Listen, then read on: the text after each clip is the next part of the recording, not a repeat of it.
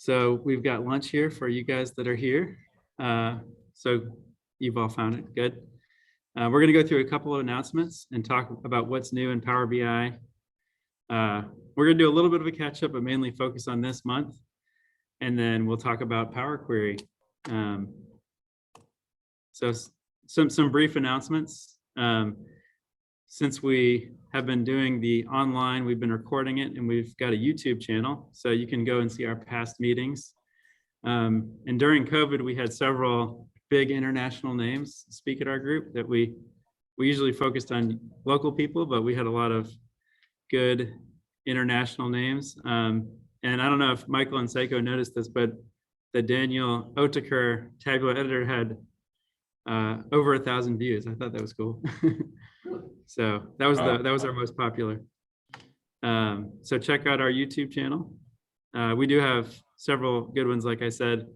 Alberto Ferrari was a highlight in there. And then we do have an upcoming meeting in August. It's not posted yet, but that's the date. If you want to write it on your calendar, we will get it posted and sent out via email through the meetup. And then we don't have any job opportunities this time, but I thought I would just mention that that's part of what this group tries to do, is bring people together, people who are looking for employees and people who are looking for jobs. So if you have anything, put it in the chat. And if you're looking, look at that chat. So we'll try to highlight those in the future. We have recruiters and different employers that want to share, be able to do that. So talking about what's new this month. So we do kind of keep up with Excel and Power BI, although Power BI is moving at a much more rapid pace. I'm gonna open up the browser for Excel here.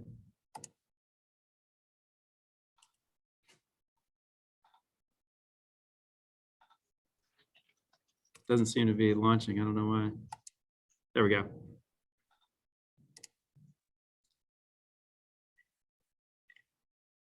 See. So Excel got an update for an improved scroll experience. So that's probably not something, that's not that exciting, but I appreciate the finer user experience details. So that's nice. That's all we have for Excel. That was back in January. And then of course, Power BI, we have a lot every month. So error bars is generally available this month, and they added some new features to it. So that's where on a bar chart or a line chart, you can kind of have the line, but you can also have a range, and you can have that set by a measure, or it can just be a static value like a percentage. And by the way, this is a video that is posted on the Power BI blog, so it's like 30 minutes long. And you can go there and watch it. They'll give you all the details and demos of these things. But I'm just going to mention them for the sake of time. And we're not going to demo all of them for you here, just to save time while we're having our meetup. And the Azure Map, which is still in preview, got another feature, which is the filled map, which is kind of doing the areas on the map with a solid color. So Azure Maps is my favorite map in Power BI. It's just very well put together. It's still not generally available, so it's still in preview, but it's been in preview for years now. And I used it a few years ago, and it was really good then. So try that if you haven't. And then just jumping down, we've got network days in DAX, which is nice if you have to do that sort of calculation, or if you're trying to move something from Excel to Power BI, you got that built in now.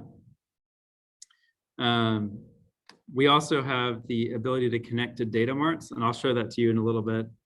That's a new feature where you can actually store data. It's kind of its own database in the Power BI service. So that's a big feature that came out since we met last. And then some other things. The mobile app, I thought this was pretty cool. So it's called Data in Space. So this is not actually in off the earth, but it's actually just all around us, space all around us. So the demo they gave was you can go around your building, like for your facilities management, and you can pin a dashboard on a panel. And so you can set it up as the developer where you scan the area and you say, I want the report to show up on that wall right there. And then it's kind of pinned in space. And so when the maintenance person comes around, they just open their camera through the Power BI app and they can see the report there on the wall that's kind of tied, filtered to whatever that certain piece of equipment is, which is pretty cool. So it's kind of bringing Power BI into augmented reality scenarios. So that's pretty cool. So those are the ones I'm going to highlight from this, but go check out that video on the Power BI blog to see the full list. And then these are some of the big things that have come out since we met last. There's a new formatting pane that is in Power BI, and I think it's really nice. I like it. No more double scroll. Yeah, that's something that was annoying that's not there anymore. And then the canvas zoom, which I think is a nice feature. It makes it much more to do finer editing on certain areas of your report. And you'll find that in the bottom right of Power BI Desktop.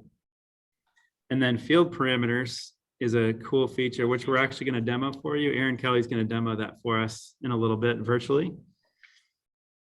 And then another great feature that's come out is Power BI data storytelling, which the Power BI team has an integration for PowerPoint, so you can embed an interactive dashboard into a page in PowerPoint and do different things with it. So if you are doing a lot of presentations with Power BI, I think it was already okay to just launch and do full screen, but now you can just make it even more seamless. Just put it in your PowerPoint presentation.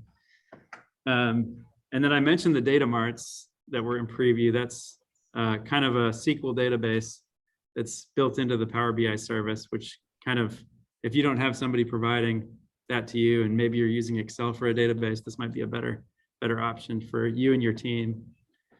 And then another cool feature is being able to execute DAX queries in Power Automate. So if you are using Power Automate, now it's much easier to grab those insights out of your Power BI model or just replicate what was on a report and then send an email or do any action depending on that data. And then Powerapps, we try to cover it at least a little bit. So they've added find and replace. So you can do a find across all the objects and then rename multiple objects at once, which is nice. They made the components and component libraries generally available. So you can use the objects in Powerapps to build your own higher level objects you would put into an app. And then you can also put those into a shared library where other developers can use your components. And so that's generally available. And then they have another new one that I'm going to doubt until I see it, but that you can draw an app on paper and upload the picture and we'll create an app. I'd like to see I'd like to see if that actually works. I doubt that it would, but that's pretty cool. And you can try that today on powerapps.com. And then finally, Power Automate. They've got a lot of new connectors. They're letting third parties create connectors. So they're creating them at a faster pace. I was looking through this and I saw a connector I wish I knew about because I did it the hard way, kind of using an API where I could have just used the connector. But it's good to know that they continue to add every month several connectors to different services. They also added some AI to automate reading in unstructured documents like contracts. And then they also have a new Power Automate pane in Powerapps, which makes the development experience more seamless. So you don't really leave Powerapps to create an automation that's tied to a button. You just start from the button. It opens up this window. you create the Power Automate, and you're back in Powerapps again. So you never really leave Powerapps, which is nice. And then Power Automate also has a new, I guess I'll call it process insights. They kind of show you what points of your process are slow or different best practices you could follow that's built in. So now I'm going to turn it over to Aaron. Aaron, Yeah. are you there? I'm here. Can you hear me? You're coming in like Sekou from above. You're sounding really good. Excellent. And I'm going to mute myself in case that messes it up for everybody else. Okay. Good. Well, good to see everybody here virtually. I'm excited that these events have finally come back together. I want to guess first for those of you that haven't tuned in or been a part of the meetings before, I want to thank Will Harvey, Michael McKinley, Sekou Tyler for organizing these. I'm excited to be back. I was hoping to be in person, but maybe for the next meeting. Quick intro for Will. If you haven't heard Will Harvey speak before, you guys are in for a treat. I'm excited for today's talk. If you had given me the choice of seeing Alberto, who was it? Was it Alberto Ferrari or Marco Russo? I can't remember. I can't keep him straight. Alberto. If it was, if you give me the choice of seeing Alberto Ferrari or Will Harvey speak, I think I might prefer Will. If you don't know Will, that is absurd, and that's absurd. If you don't know Will, he's been a consultant and now an independent contractor in the Power BI space for going more than 10 years now, and he's been doing things that nobody else has ever thought to do with Power BI and the Power Platform and the tools. And anyway, I'm excited to hear about Power Query today. So you guys are in for a treat here. And I'm Will had asked me to demo briefly the field parameters. So I'm going to try to do that and do it briefly. Let me share my screen.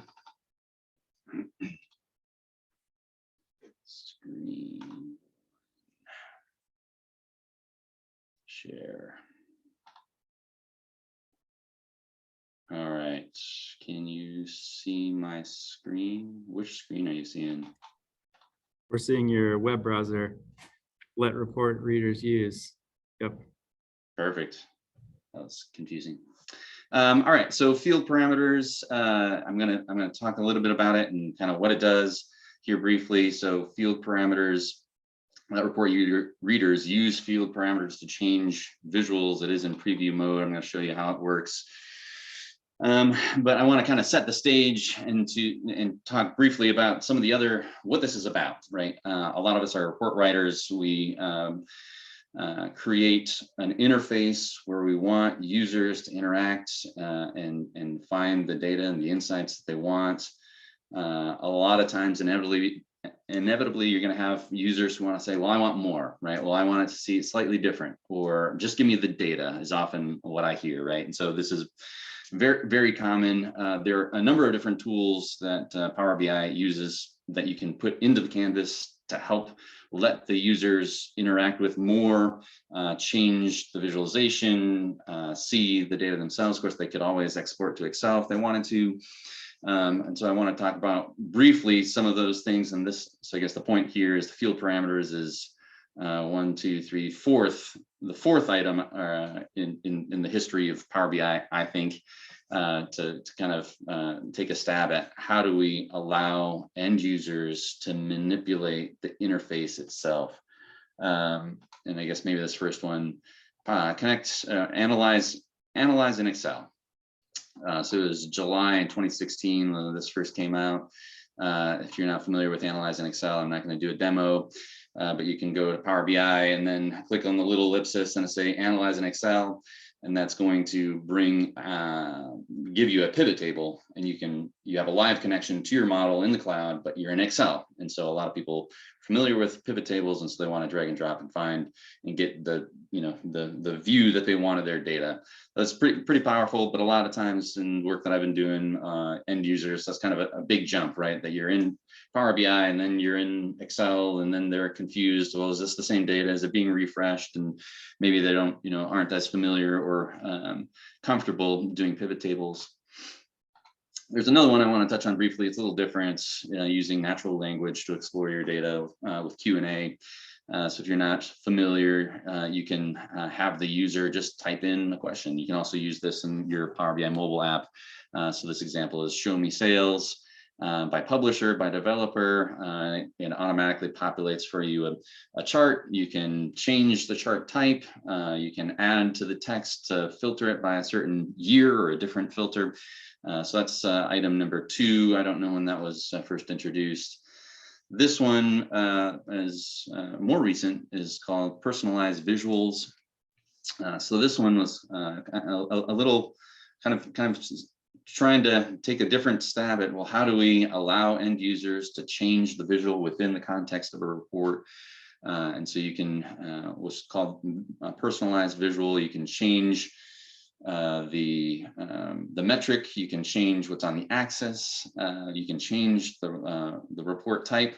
But again, this I felt like was allowed, there's too much room for error for the end user to screw something up and be lost and not be able to know how to revert. And so I feel like, you know, there's always this balance of wanting to give the end user everything and give it, you know, it's a balance of configuration, like giving all these options to the user, or make it really usable so that they can't screw it up, right? So I have to figure out where in that balance, like, do I give them everything so they could potentially screw it up and be confused and I get more questions, or do I only give them, you know, exactly what I think that they want?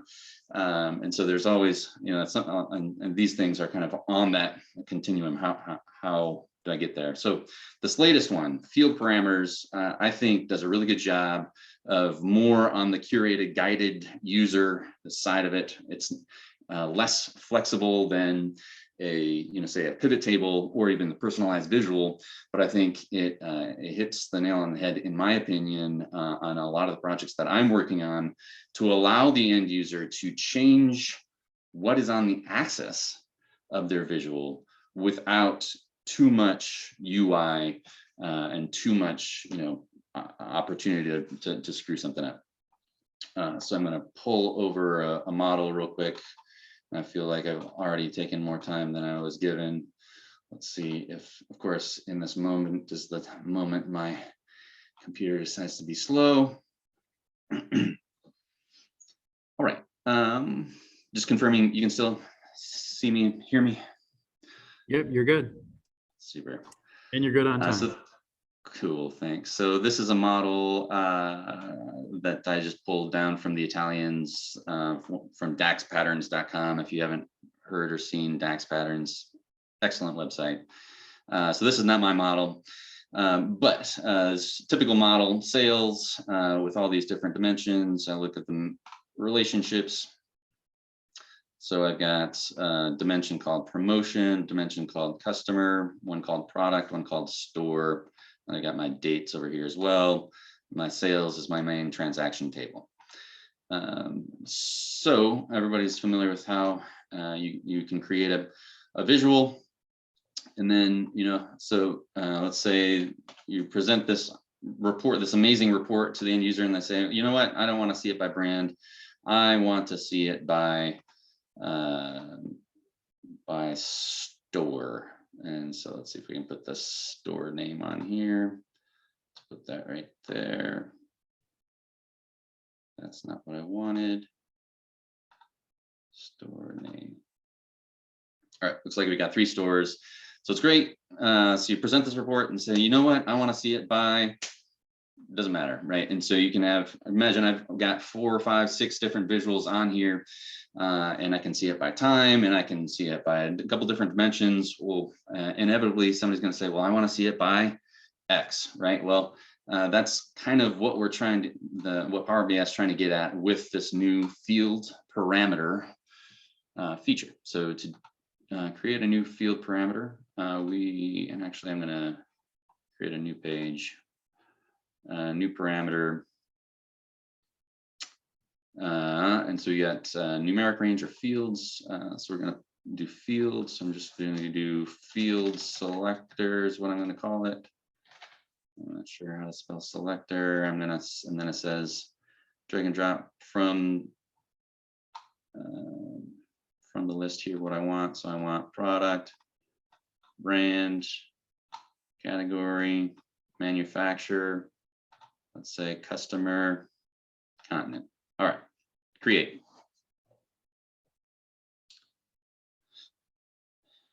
And so what this did was it created a new table. It's a DAX table here called field selector. So we've got our DAX statement there. And so it's a new table. And it's got all of these fields that I just selected, right? Now, if we bring over sales mount and I put in the field selector, you'll see by default, it gives me the store name. And so that is because that's the first one in my selector. If I wanted to do it by brand, I can see brand. If I see category, I can see category, manufacturer, and so forth. So to me, this is pretty powerful. Just this, right? That we can have a slicer, I can have a chart, and I can have the user select whatever way they want to see it, and I can be fancy with the slicer and turn it into horizontal if I wanted to, and put it right under the thing.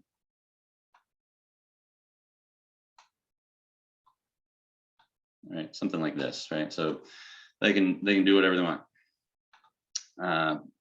But there's more.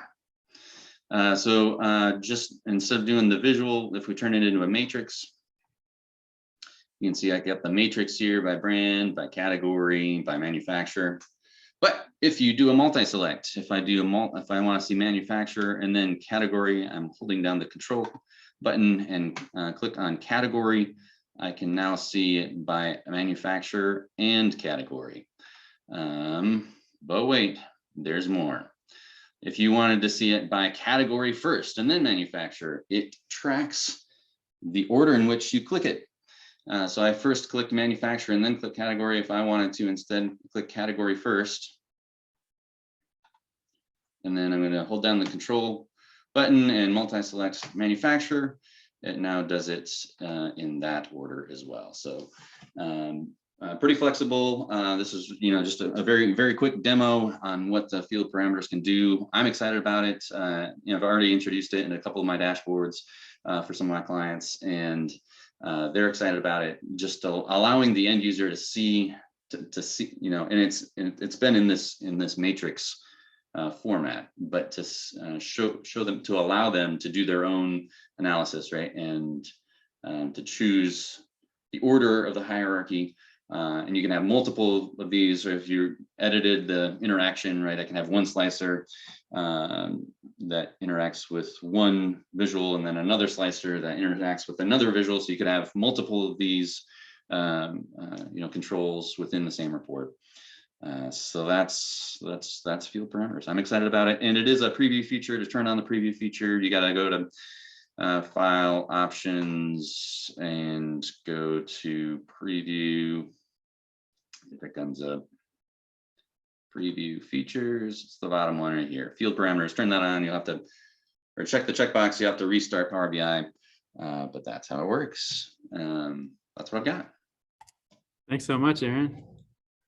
That is an awesome demo, and I like how you set it up as it's a better stab at providing people with self-service.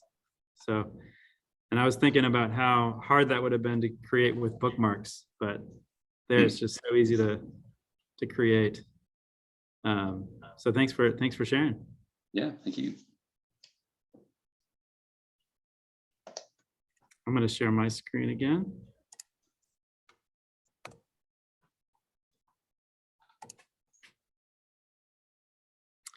And we'll start, maybe what you're here to hear about is Power Query.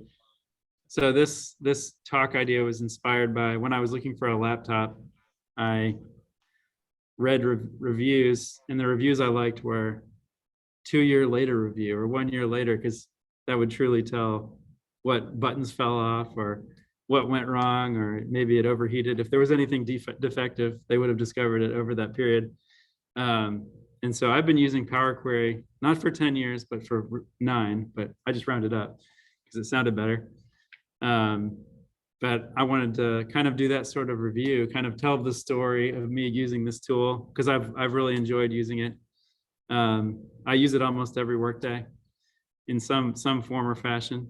And just to tell you what I've learned and the pros and the cons, and also give you some resources to learn more about it. And hopefully you can learn from my experience.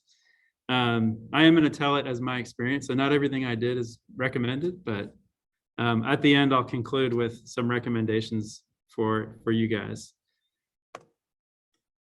So I'm going to kind of tell my story with this chart.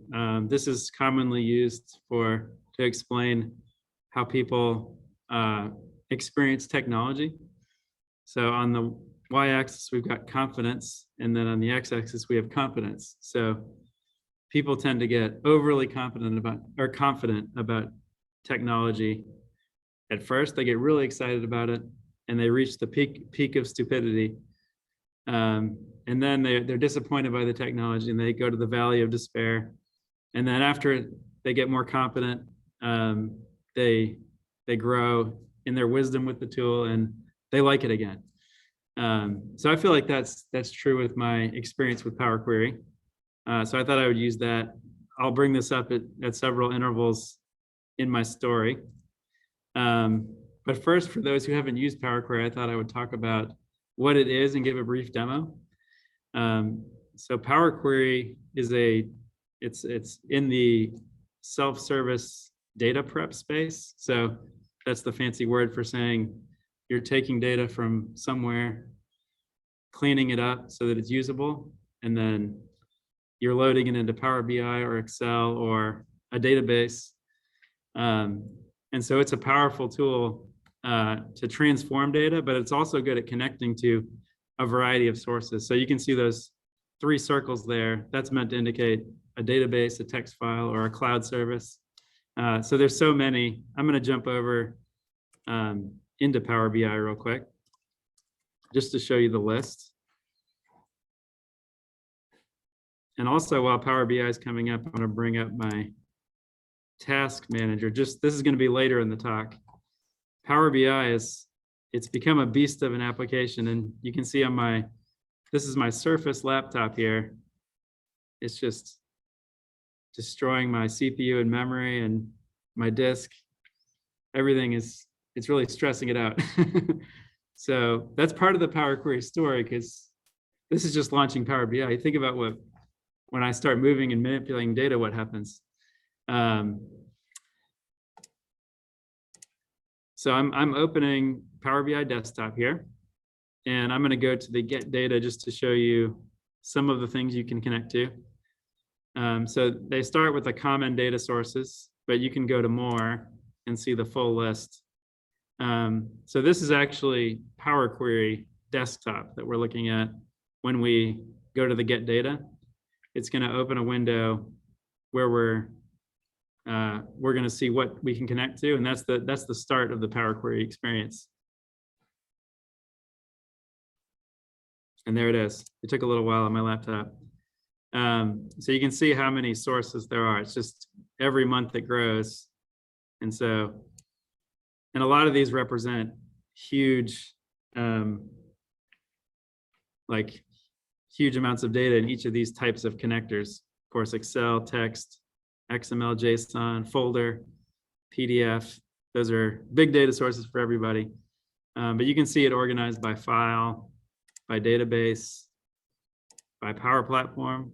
So they have the new data marts. You can connect to that we mentioned earlier is in preview. That's already in here. Of course, because it's a Microsoft product, you have all the Azure services you can connect to.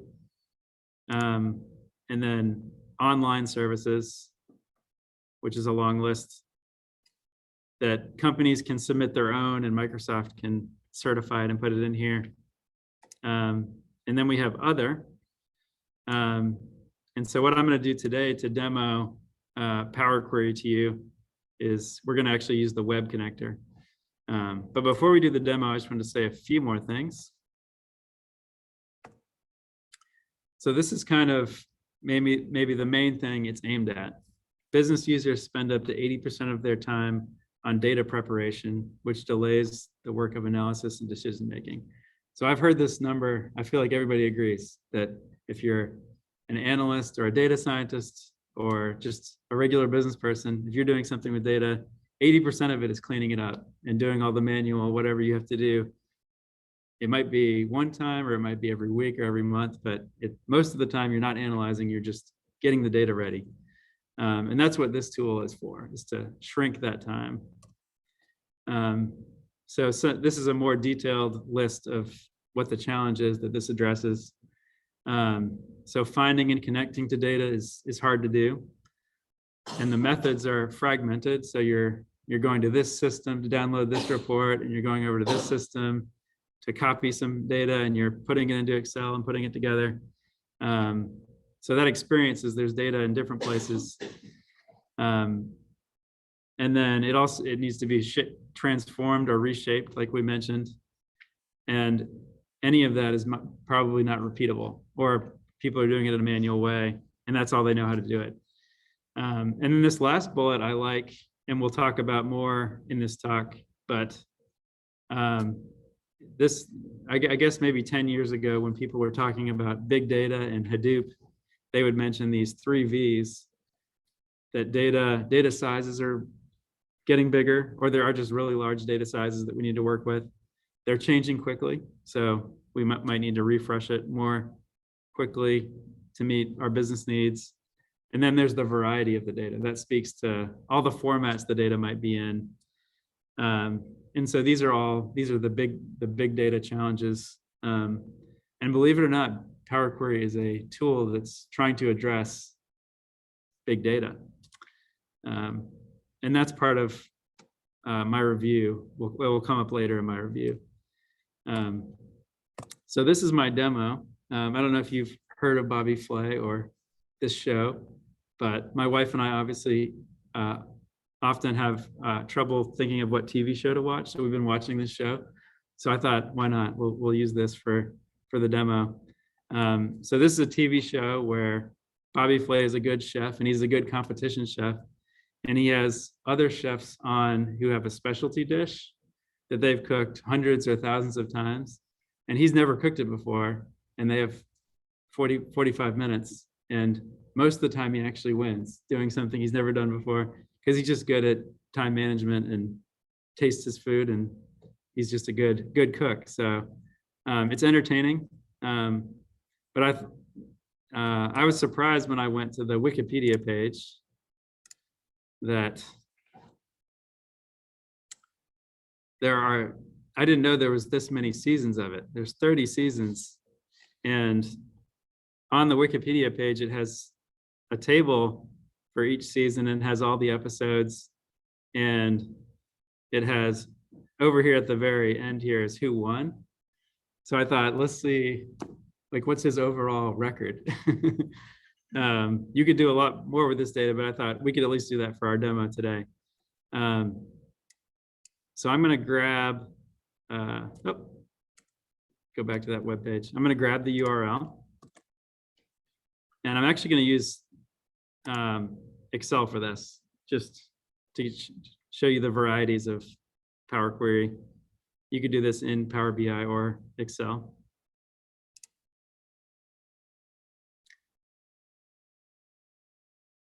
And the Zoom thing is in my way.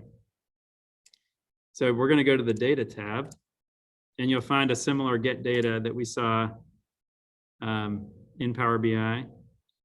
And I'm going to go to other sources from web. And I'm going to paste that URL in that we got from Wikipedia.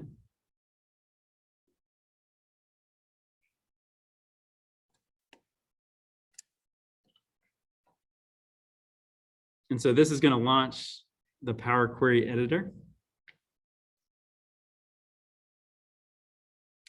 So it usually gives a preview of the source you're connecting to and lets you know if it's a Excel, it'll tell you all the tabs in the workbook. If it's a database, it'll tell you all the tables. If it's a folder, it'll tell you all the files. And you can pick which one you want. I'm just going to pick, I could pick multiple, but I'm going to just pick season 1 here.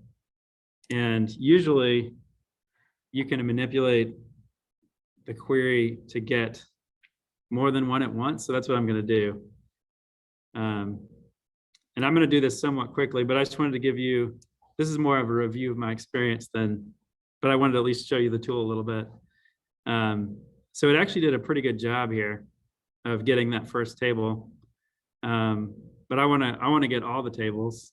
So this query editor up here, I've got the query on the left, and I'm in the middle, I'm looking at the data. That's what I like about this tool, is that I'm always seeing the data and analyzing the data. And I can manipulate it just by kind of using a table in Excel. And then on the right, it records what I'm doing so that it can repeat the process again.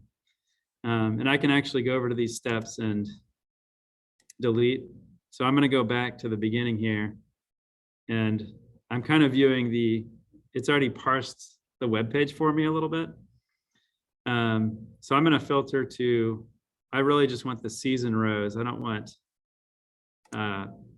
this really, but I do want that.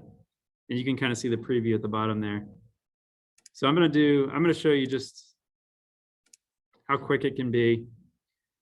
So we're going to do season. And then I'm going to get rid of this edit text here.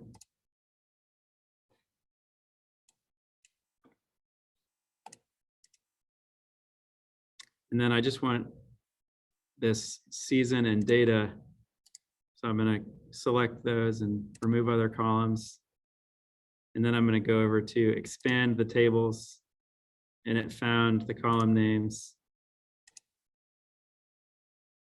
And so that's pretty good. That's kind of what I was looking to do, is to add all those tables together. And I've got what season they're attached to.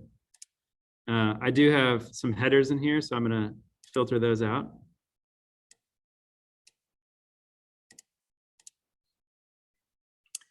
And then you'll notice this is a text. This little icon here shows you what text the column is. And these ones say ABC 1, 2, 3. That means it's not set. And it's usually good to set the data type, because that ensures that it's the right type of data. It makes sure your data is quality. And I can set those. I can have it guess what they are. So I'm going to do that. And I want you to notice, I did want you to notice something before I did that. So notice the date here is in text. The auto detection is going to realize that's a date and change it for me.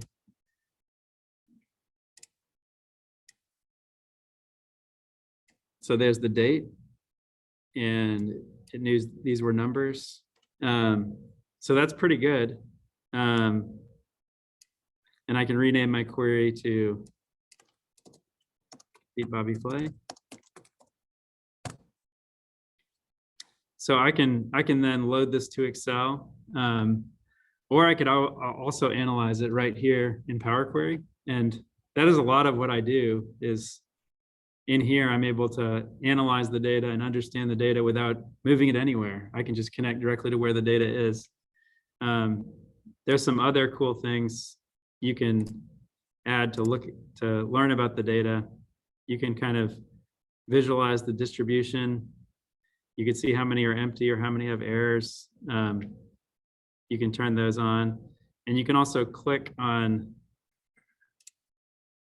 one of these columns. And so you can see how much Bobby Flay wins. Of course, the other people usually just come on one time, so that's the most they could win. But you can kind of get a little chart and some statistics about the column. So you can really understand your data really quickly in this tool.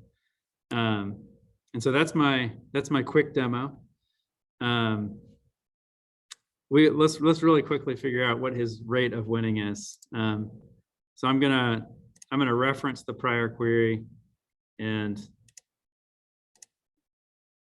I'm gonna go over to this column here, and I'm gonna just do a group by to see the totals.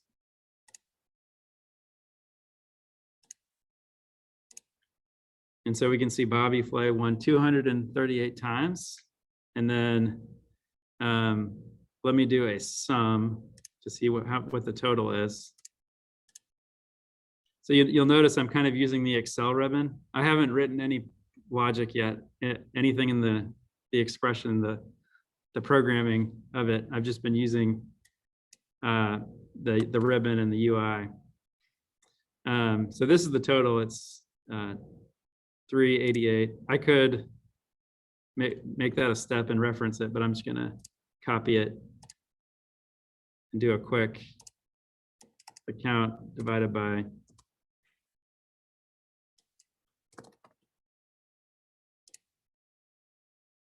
so there it is. He wins 61% of the time on dishes he's not an expert at. That's pretty good. So that's a quick demo of starting from a web page, cleaning it up, doing some analysis, all from the data source, getting it into Power Query. And of course, we could join a database to a file. We can do all sorts of fancy things. Hey, Will, quick question. Yeah. When you reference, that's not creating another import in your Excel model. When you're referencing a query, it's just, I guess, like saying referencing, not copying it into your import. That's right. Let me go back to, so the source of the reference is my prior query. So it's starting from the end of the prior query. It's not going all the way back to the source itself. It would load two tables. Do you want to see that, Seiko? Oh no, I was just asking, I knew it. I was just saying if anybody else for those following along with no query. Yeah. So I can pick if I just want to load the last one or if I want to load both. I have that option when I load it. Cool. And just to complete the demo, I'll do that. So I'm going to load these to a new worksheet. So you can see it added two worksheets. It added the summarized version and then the raw table. And so we would not have to repeat those steps again. We could just come back the next week when he's had another show, hit refresh and see what his rate is, his historical rate. Oh, we lost where I was. Bobby Flay. So yeah, thank you for that question, Seiko. If anybody else has a question, just speak up. We're going to start all the way at the beginning, aren't we? I will. Okay, I will. So I have a question. Now that you've imported the worksheet into Excel fully, right? You've loaded it to Excel. Does the referencing still work? Are the two worksheets still linked together? They're not. They're connected to the query. So they're showing the results of the query. So this query is going all the way back to Wikipedia. This query is also going back to Wikipedia. This one just happens to be using the prior query, but it's not touching Excel. It's just all within Power Query. Are they connected? Oh, okay. Thank you. Yeah, I was gonna just do one more thing. So if you do it, create it in Excel, you can come over to Power BI Desktop. And that's the cool thing about this is that the engine is a lot of places. And so I can just paste that query in here and it should work. So the engine's in Excel, the engine is in Power BI. So you can see I just pasted it, copy, paste, And we now have it in the Power BI desktop Power Query editor. So wherever you are, wherever the Power Query engine is, you can usually just switch between them. That's my demo. And a little bit more about Power Query is where you can use it. So I showed you Excel and Power BI. There's really two flavors of it. You can see here Power Query Desktop. That's what I showed you. It's an application running on your computer. And then there's the online version that you can use in the web browser that's running on Microsoft's computer. And this table is helpful to see all the flavors of it. So the M engine, M is the language that it's the programming language that it writes it in. You could say that we didn't even use it. We just used the interface. But that's common among all of them. That's how I could copy and paste between two. The Power Query Desktop it's in Excel. It's in Power BI, and there's some other places you can find it. And then Power Query Online is in the Power BI service. It's in Powerapps, it's in Power Automate, and it's in the Azure Data Factory. And then Data Flows is a Power BI specific standalone version of Power Query that's in the Power BI service. And it's got some souped up things under the hood that it can use much bigger data sizes. And there's some other features there of where the data can load. And they're really working on it there in the online experience. They're adding things to the desktop one, but I think they're focused their development efforts on the data flows currently, it looks like. Yes. It is, yeah. Yep. So Michael asked, is it in data marts, the new data marts? And it is. I think it's an improving experience. I think you can't save them there right now, but someday you'll be able to create a Power Query there and save it, and someone can build on top of that. So there's lots of flavors, and that can be confusing. So we'll come back to my story now that we've introduced everybody to what Power Query is. So I started 9 years ago, and I didn't have very much confidence in it, and I didn't know much about it because it was new. But it was interesting, and I heard about it on Chris Webb's blog. He was one of the early bloggers of Power Pivot and Power BI, and Rob Colley, of course. And so I was learning a lot of new things, and he really got into it, and I started using it immediately. And it was in Excel first, and it was used to load data to Power Pivot. And before Power Query, we would usually get data into a SQL database and then get it shaped there, and then have views that would load into Power Pivot. And so we were okay without it. We were doing cool things, but we didn't know how much we needed Power Query, because it really opened the door to quickly creating prototypes and solutions without even involving the database. And so I think I used it I was interested in it. I used it, I showed it to people. It became a part of how I used Power BI and Power Pivot. But I think my excitement really turned when I was 2 years in. When I learned about it, I was a full-time employee consultant. So I was working with different companies, mainly doing Power Pivot. And so I was doing prototypes. It was new. People were interested in seeing what it could do for them. So I was doing a lot of proof of concepts with Power Pivot, and I was sharing with them about Power Query. And then 2 years later, I became an independent contractor, still being a consultant. And I was asked about a project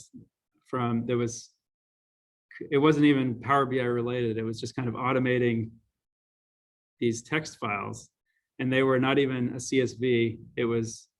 It had a header and a subtitle, and it was like another heading and a paragraph, and then another heading and a paragraph.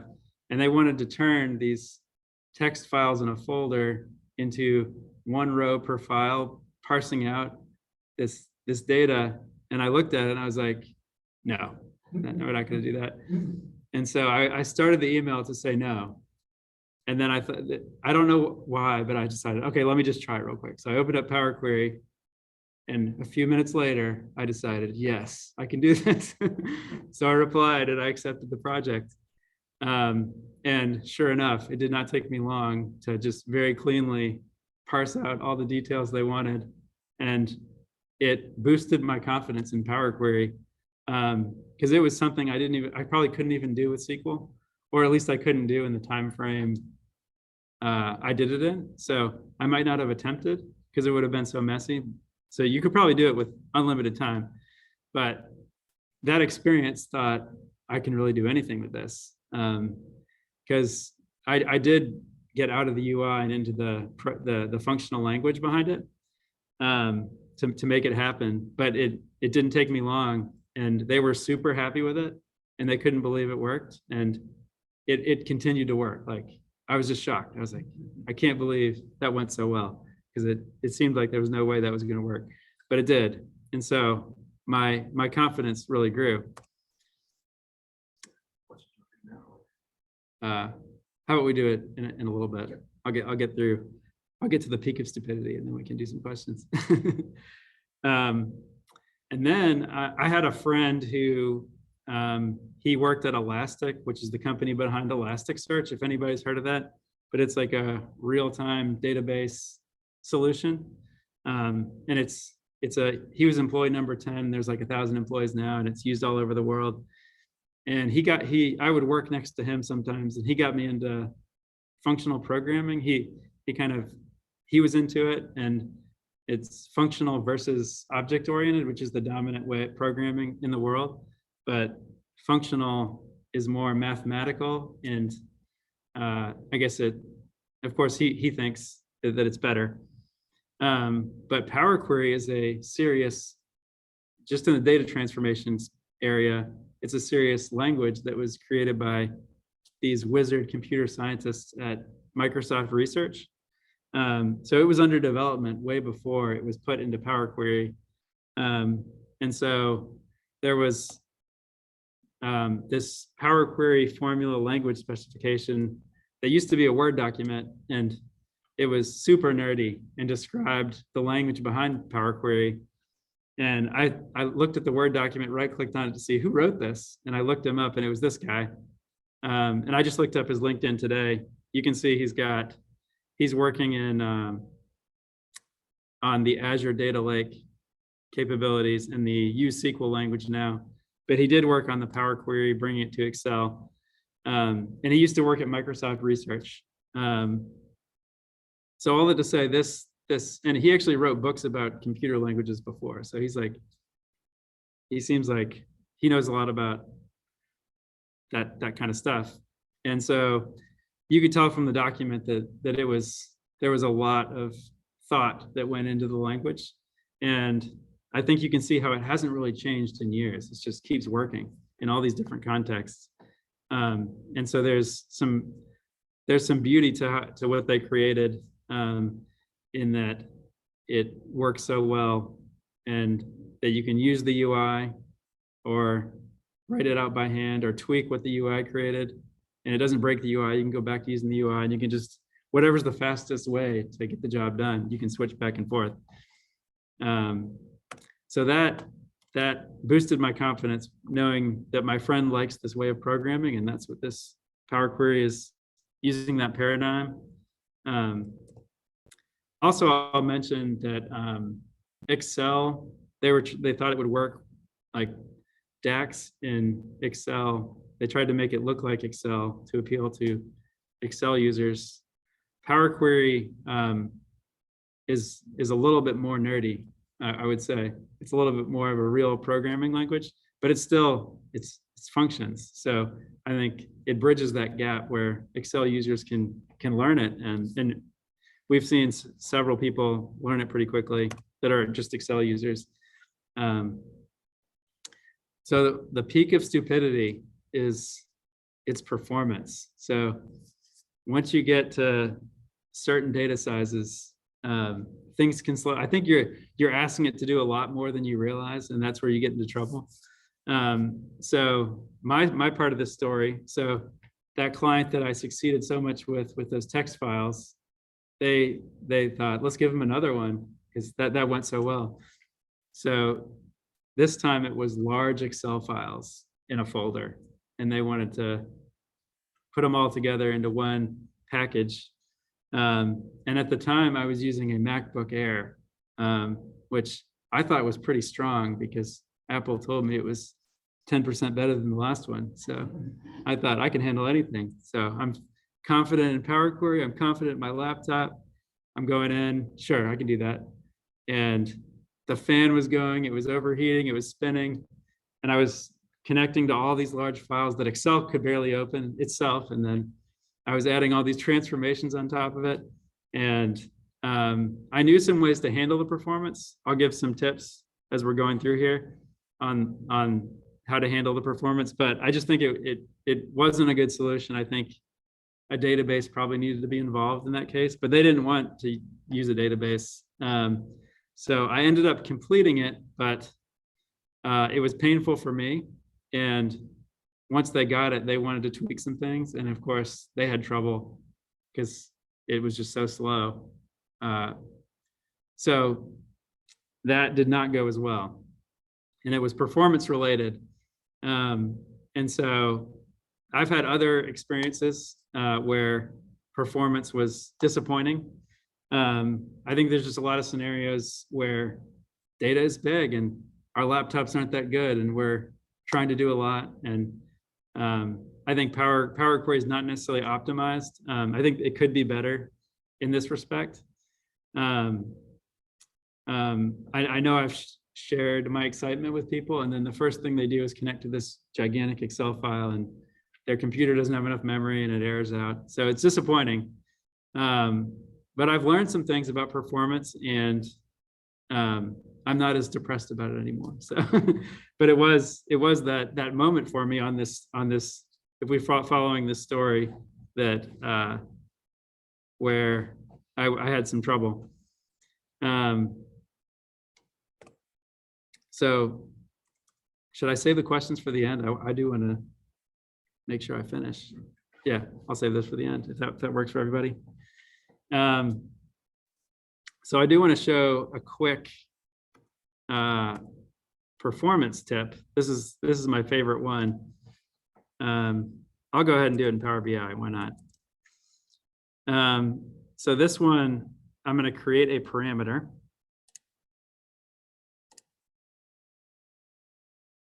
And we're going to call this dev. So when we're developing the solution, let's pretend this data size is huge. Let's say it's 1 billion rows. I don't want to bring that back to my laptop. And we're going to say this is text. And I'm going to say yes. So we are in development mode here. And then I'll make another one. Let's say season 1. Oh, this will be the season. Text, season 1.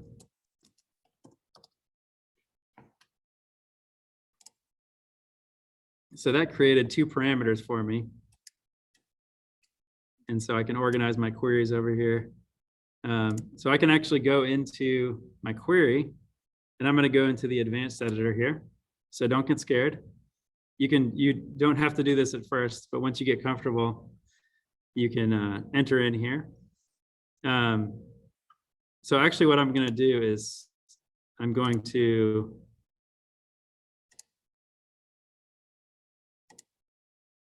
I'll go here and I'll filter on season 1. And I'm going to add a step that is filtered rows. So you can see that filters to season 1, and I just get season 1. So let's imagine I've got billions of rows, and this filters it so I'm not bringing in as much.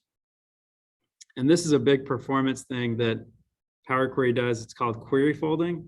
So if it's a database or a service that you can push a query back to, it will convert these native Power Query transformations back to the source. So it's usually a good idea to shrink the data, whether it be columns or rows, as soon as possible, you're going to get the best performance if you're able to do that, because then you're just bringing the following transformations are applying to less data. So that's basically what I'm doing here, is I'm going to set up some parameters so I can filter the data early. So I'm going to go back to the advanced editor now that I've got this filter step. And so I'm going to say if dev equals yes, then we're going to filter it to my other parameter, which is season. Else, I'm just going to provide the prior step, so it won't do any filtering. And that's it. So this is the final of the query. So if I'm in dev, I want to bring back less data, and then I can do all my transformations and it's faster. But if I want to deploy, or I'm done and I want all the data to come in, I say no. Then the full data set comes back. So I could have multiple queries. And if I just do this one toggle, dev yes or no, I could shrink the data size to something that's not insane. But then I could load the insane amount when I'm done, and I don't have to wait as the analyst working on it. So using query folding and setting up that parameter those are some of my favorite tips. There could be a lot more. I'm going to have another one that may not work for everybody, but it's part of my story. So creativity is what I did in the Valley of Despair. I tried to figure out how can I make the performance better. Sometimes it's saying this has to be in a database, or we're not going to do this. Like, we're not going to load a folder of Excel files and do a bunch of transformations, because that's not going to work out well. Sometimes it's that parameter, pushing that to the database, that dev parameter is good enough. But another thing that I came to is that sometimes I do want to profile the entire data set, even though it's huge. I do want to analyze the whole thing, because sometimes I can't get the answer unless I have the full data set. And so the problem was I was bringing back this huge data, and I had a MacBook Air. So it could only go as far as my hardware at that point. I'm sure you could optimize Power Query more, but still I was asking my computer to do a lot. And so I started to learn more about computer hardware. I heard the way that the people working in the visual effects space that make movies, the computer calculations they have to do, like they would work on a few minutes of a film, like this motorcycle scene here. And it would just completely tax their souped up with like a GPU. It's like hardware made for what they're doing. And they could only work on just a small part of the film. And they'd bring down what they need, work on it on their desktop, and then they would upload it back to this computer setup that was made that could render the whole movie, because they couldn't even do it on their machine. So they have a powerful machine that they're working with low latency as possible. And then they upload it to a big machine that can handle the whole movie. So I thought that's kind of an interesting paradigm. And I've kind of thought about my work with Power BI that way, that Power BI is an intense program. And so I work on my computer that can handle Power Query and Power BI. And then once I've done all the analyzing, all the intense calculation, I upload it to the cloud where it can run there and people can view it there and it can refresh there. And so I've kind of been thinking about my work in that way, that I work in a profession where I need some intense hardware. And I don't know that companies think about it that way, because the hardware people usually get. And so this is not advice I'm giving, because you might not have the option to upgrade your hardware. but it is something I did. And it's been a key part of my story, that I'm able to do things quicker, analyze really big data sets, and just understand data better, having hardware. So about 2 years ago, I got this desktop, and it's not too insane. It could be much more expensive. I've learned that there's some pro workstations that are just like insane prices. You could just spend as much money as you wanted on computers, and but it might not give you as much return. But I feel like this is the sweet spot. So I've got a water-cooled processor that's got a lot of cores and a lot of memory, and that's really what Power Query and Power BI needs. So this is it's got 16 cores and 32 threads. And I forgot to mention part of my story. I had a friend who worked at Vanderbilt in the computer research area. So his department would help like scientists, give them computer resources to do their research. So they had these kinds of workstations. And I remember asking him when I was still with my MacBook Air, is it possible to have Windows run on a cluster of computers and trick it so that it just thinks it's one processor? Because I was looking for computing power because I was just dying with killing my processor. And so that's actually what this is. It's kind of cool. There's actually 2 8-core CPUs connected together to make 16, and Windows doesn't know that it thinks it's 1, but it's really 2. And so I actually have two processors that's pretty powerful. So 2 years ago, this was the fastest CPU for Excel, which is kind of cool. In the Excel benchmark, it was the fastest. It's not anymore, but they're coming out with the newer version of this in 2 months, and I'm very excited to get it. But it's going to be the same core count, so it's really 32 cores to Windows. That's what it thinks it is, and they're all going to boost above 5.5 gigahertz. And the platform will also have faster memory. I feel like memory is a bottleneck for me now because the disk is really fast. It goes through the memory to the CPU, but it can't. That's kind of where it gets a little bit stuck. So I'm excited because I think it's going to be really fast. So it's only going to make Power Query that much better. So this was something I went down this rabbit trail because of my despair. And this has alleviated some of the performance. So filtering the data early, getting things to fold back to the source, and having a better computer have made me really enjoy working with Power Query.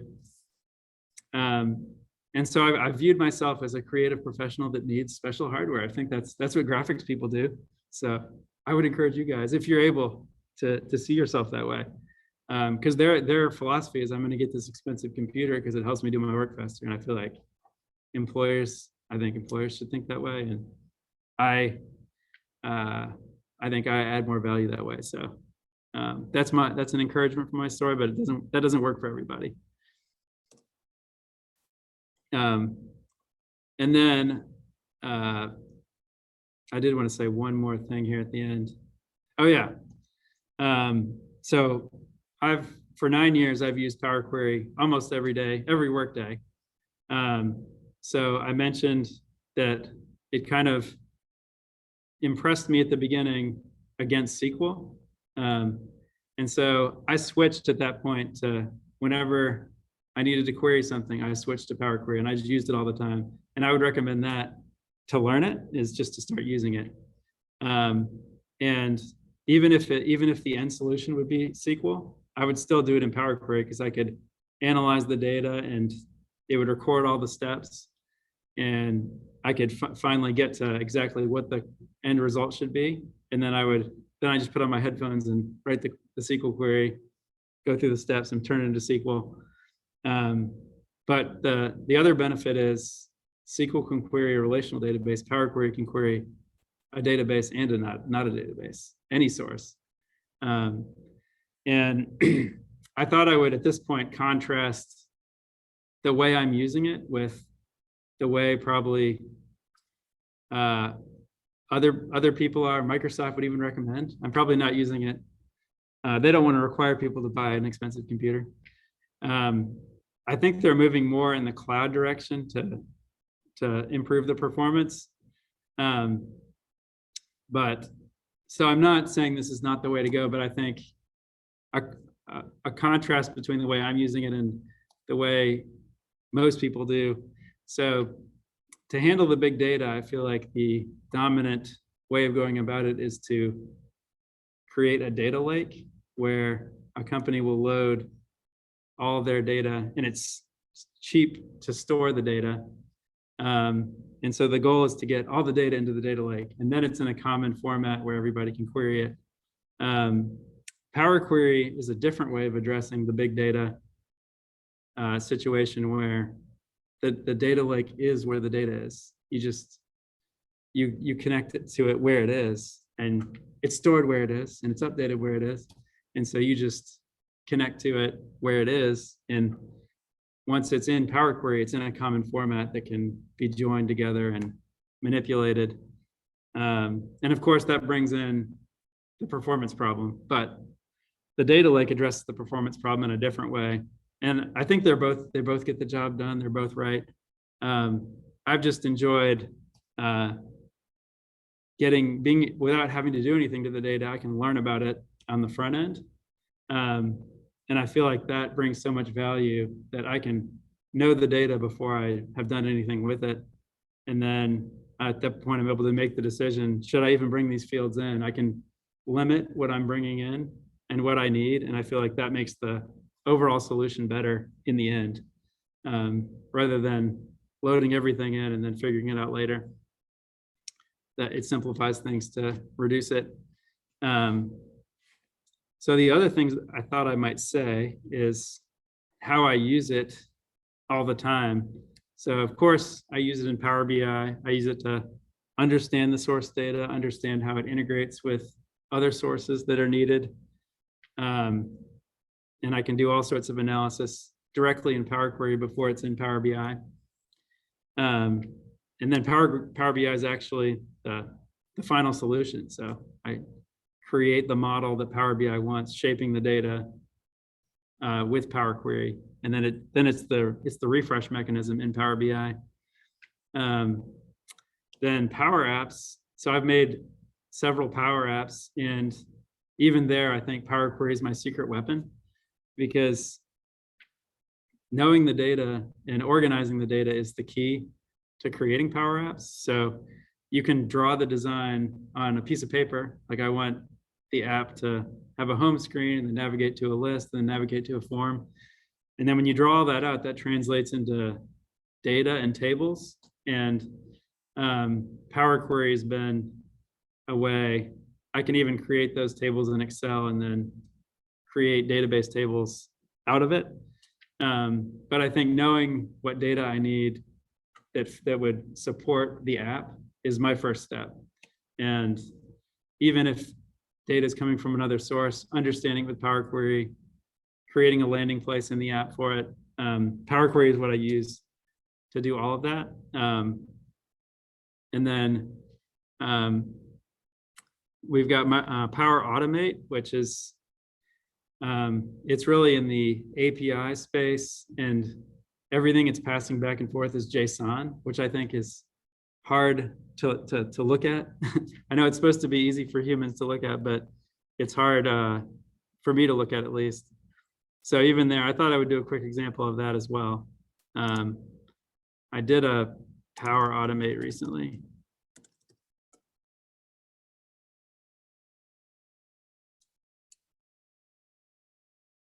Let's see.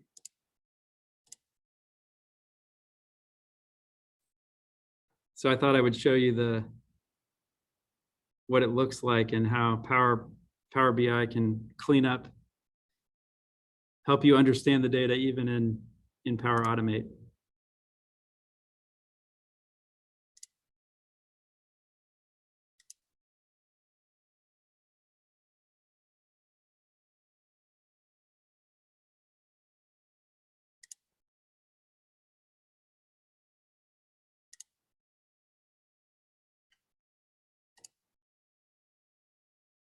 Wrong one.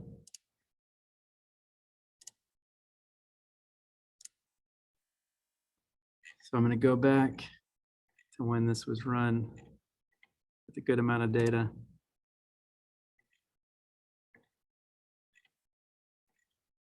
There it is.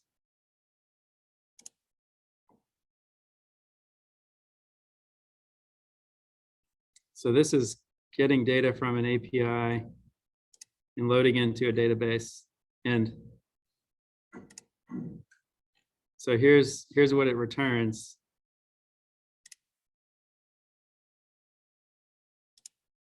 So look how crazy this is. And so all I do is save it as a text file.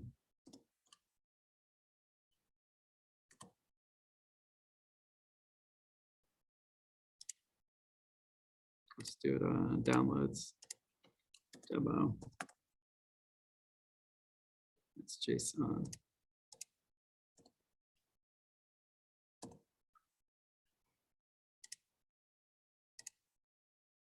So I'm going to go over to Power BI and I'm going to connect to that file.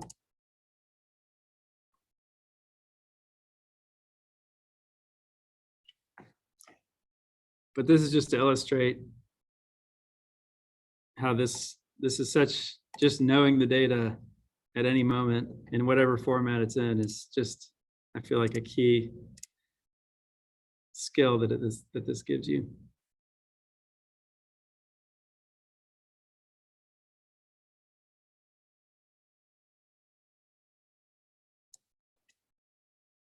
Let's see. I think it did something different last time I loaded it.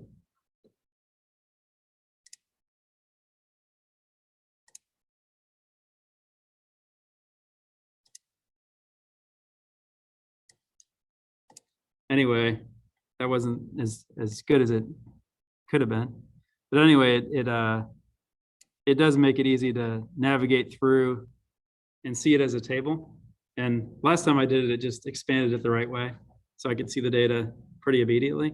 But it's not hard to go through it and understand the data. But this is like a multi-level. There's like 2 tables returned with a relationship table in one JSON. It's like, how can I read through that? But I was able to Power Query understand what the JSON format was quickly, and then what it would look like to load into a relational database.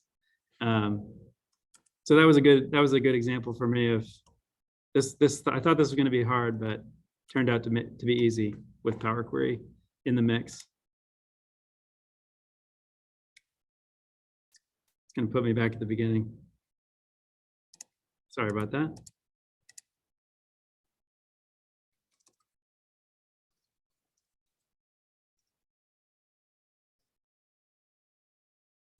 I'm getting close to questions, but I just wanted to say, let's see.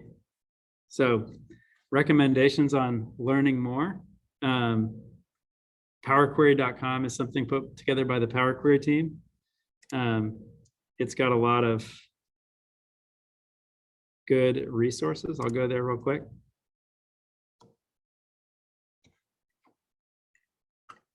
So it's got, they tell you what's new, just specifically in Power Query.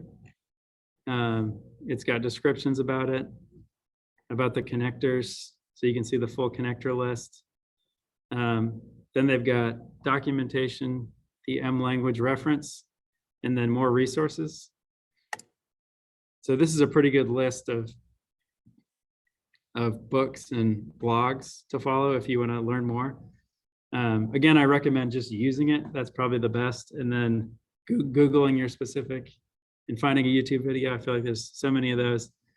That's probably the main way I learned. I did read this book, and I read this book as well. And those were helpful to fill in just to get that comprehensive. This is an old book, though. I wouldn't recommend that one now, but maybe the others that are more recent. And then there's a lot of blogs that are useful. There's one blog that was not on there, and we actually had him speak. He did one of our user group videos on YouTube, so you can check those out. That Ben Garbado, I forget how you pronounce it.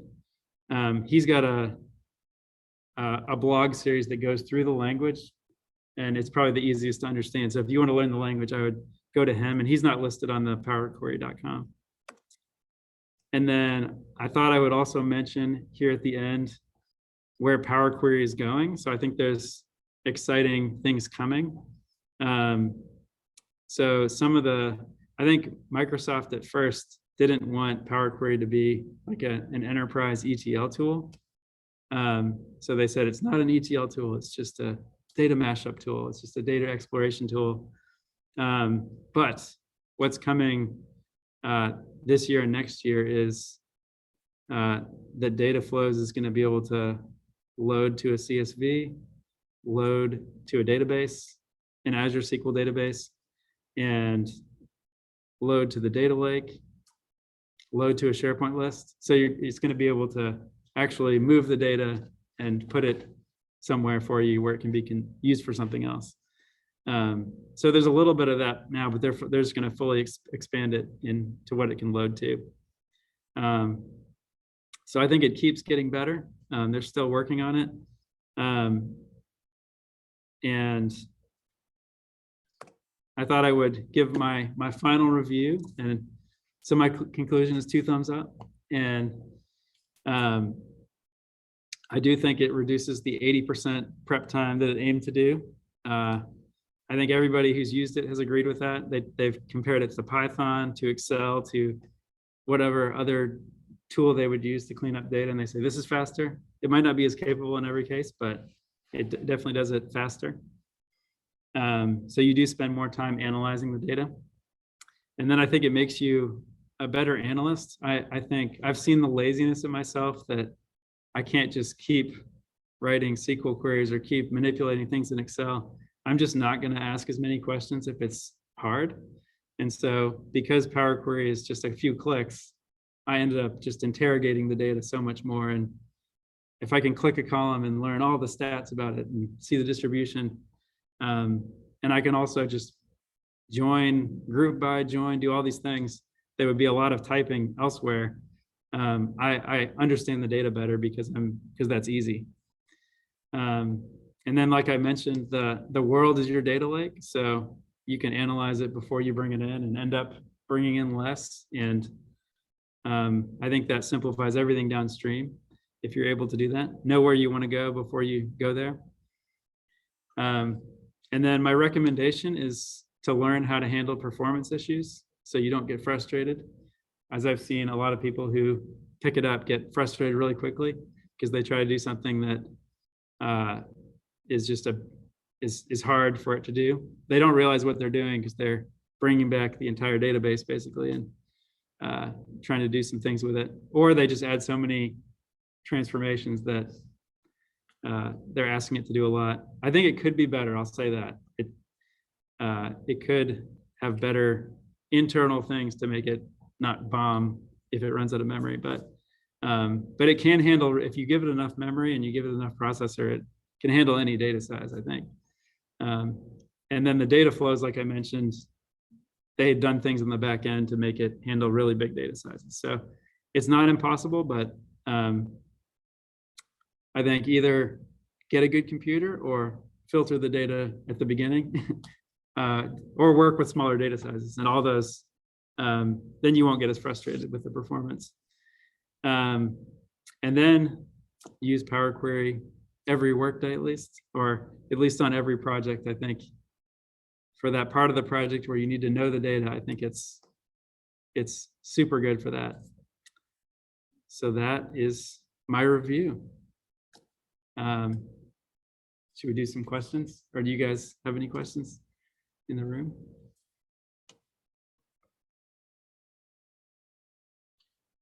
Yeah, so Lydia was saying, Harvey, I handle a report of 140 columns with millions of rows. My client basically wants a whole data set loaded. As far as I know, really using XSRF or RBI is free and can be an option. Yeah, I think it is possible.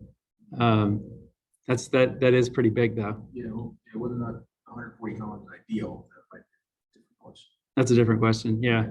So I guess the way to load it is to split it into multiple tables. So you're not repeating, because there might be like a company field that there's really two companies in your one company. There's two divisions, I guess. And so for that millions of rows, you've listed that value when it's really just two rows. It could be two rows in another table, and then you create a relationship. So that's called denormalizing, or no, that would be normalizing. You're splitting it. You want to go for a star schema in Power BI where you have dimension tables, and then you have your big table with every transaction that's not as wide. You don't want it to have as many columns, and you're going to get better performance that way. I was last Saturday talk I gave in person was in Austin, and Upward Art was there. He said the star schema, all the things. Yeah, that's right. Power Query, all the things, and then turn them into a star schema with Power Query. She also said that the database is Oracle database and AWS cloud. I know that you probably are trying to get to Oracle before. Yeah. It can be a bit of a challenge. Yeah, you need the right drivers. Yeah.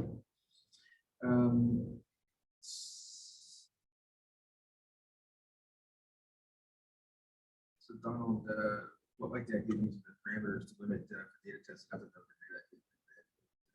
Yeah. Or is somewhat bit different, but it's the same concept of limiting the size to use for a slightly different purpose. Yep. Mm-hmm. Somebody said things like when you use the date parameter, was afraid that SSRS might freeze. SSRS might actually be an interesting idea because we'll pay the report because you don't have to load everything into memory. So just kind of pulling back the data that you need could be an interesting option. Yeah, that's another good idea. So Nadia said no 3080 GPU. When you had the picture up. Oh yeah. On the desktop. Maybe next time. Well, so the GPU is not as important for Power Query. I was going to ask about that. So why is that? This Power Query is not able to access the GPU. It's just all CPU. So it does when it's rendering a web page. When I've noticed certain things using the GPU, but I think the programmer of Power Query would probably have to say, I want these tasks to go to the GPU. I'm sure that it would be faster if they did that, but from what I've noticed, it's all CPU mainly, unless you're rendering a web page in Power Query to then pull things off the web page. That's really or if you're doing like certain list calculations, I've seen it hit the GPU, but it's mainly CPU. Somebody's asking if there are anything in Power BI or Power Query that are single threaded, where the multi-threaded might not be a good benefit. So I've generally seen it hit a few cores. But when you load Power BI, it does load in parallel. So it will use multiple cores, because if you load several queries into Power BI, it'll do them all at once and use multiple cores. You're listening to the resources Donald called out, all about the self by Alex Powers. Okay. I'm not sure if that's a book or a blog. That's probably a blog. Yeah. Yeah, I've definitely read a lot of yeah. He's on our YouTube channel. Yeah. He spoke at our user group a little while ago. That's all questions. Nice. Well, if there's nothing else, thanks for joining, everybody. I'm going to get my slide down so I can see everybody. See who's left. Thanks for joining, everybody. We'll catch you guys. Thank you. We'll catch you guys. Thanks, Seku. We'll catch you guys next month. We'll get the meetup posted shortly. Have a good day, everybody.